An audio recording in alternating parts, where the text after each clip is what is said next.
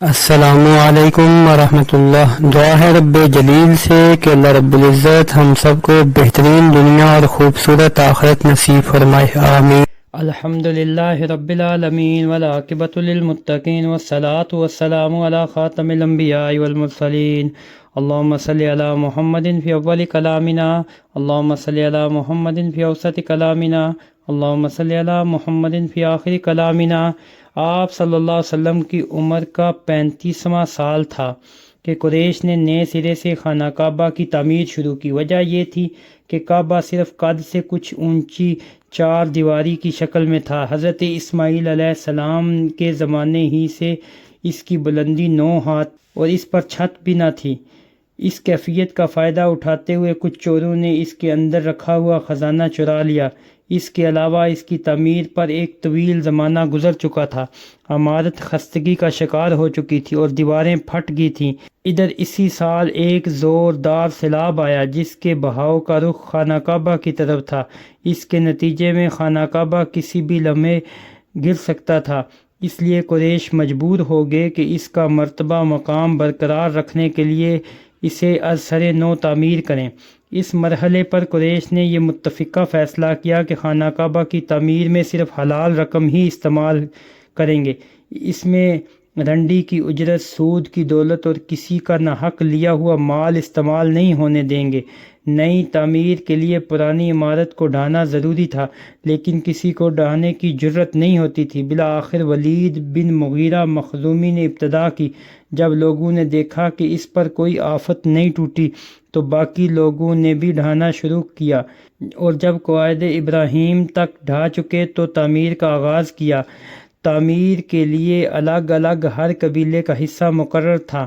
ہر قبیلے نے علیحدہ علیحدہ پتھر کے ڈھیر لگا رکھے تھے۔ تعمیر شروع ہوئی۔ باقوم نامی ایک رومی معمار نگران تھا۔ جب عمارت حجر اسود تک بلند ہو چکی تو یہ جھگڑا اٹھ کھڑا ہوا کہ حجر اسود کو اس کی جگہ رکھنے کا شرف و امتیاز کسے حاصل ہو۔ یہ جھگڑا 4-5 روز تک جاری رہا اور رفتہ رفتہ اس قدر شدت اختیار کر گیا کہ معلوم ہوتا تھا سرزمین حرم میں سخت خون خرابہ ہو جائے گا۔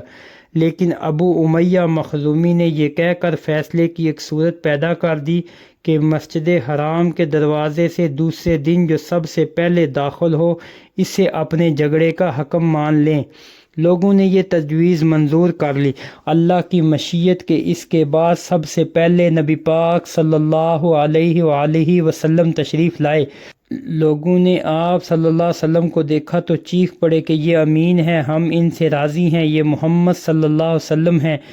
پھر جب آپ ان کے قریب پہنچے تو انہوں نے آپ کو معاملے کی تفصیل بتائی تو آپ نے ایک چادر طلب کی، بیچ میں حجر اسود رکھا، متنازع قبائل کے سرداروں سے کہا کہ آپ سب حضرات چادر کا کنارہ پکڑ کر اوپر اٹھائیں۔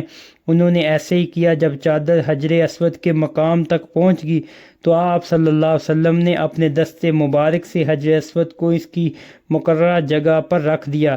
یہ بڑا معقول فیصلہ تھا، اس پر ساری قوم راضی ہوگی۔ ادھر قریش کے پاس مال حلال کی کمی پڑ گئی، اس لیے انہوں نے شمال کی طرف سے کعبہ کی لمبائی تقریباً 6 ہاتھ کم کر دی، اور یہی ٹکڑا حتیم کہلاتا ہے۔ اس دفعہ قریش نے کعبہ کا دروازہ زمین سے خاصا بلند کر دیا تاکہ اس میں وہی شخص داخل ہو سکے جسے وہ اجازت دیں۔ جب دیواریں 15 ہاتھ بلند ہو گئیں تو انہوں نے اندر 6 ستون کھڑے کر کے اوپر چھت ڈال دی، اور کعبہ اپنی تکمیل کے بعد قریب قریب چوکور شکل کا ہو گیا۔ اب خانہ کعبہ کی بلندی 15 میٹر ہے۔ حجر اسود والی دیوار اور اس کے سامنے کی دیوار یعنی جنوبی اور شمالی دیواریں 10-10 میٹر ہیں۔ حجر اسود مطاف کی زمین سے 1.5 میٹر کی بلندی پر ہے۔ دروازے والی دیوار اور اس کے سامنے کی دیوار 12-12 میٹر ہیں۔ دروازہ زمین سے 2 میٹر بلند ہے۔ دیوار کے گرد نیچے ہر 4 جانب سے ایک بڑے ہوئے کرسی نماز علیہ کا گھیرا ہے جس کی اوسط اونچائی 25 سینٹی میٹر اور اوسط چوڑائی 30 سینٹی میٹر ہے۔ اسے شاذ رواں کہتے ہیں۔ یہ بھی دراصل بیت اللہ کا جزو ہے، لیکن قریش نے اسے بھی چھوڑ دیا۔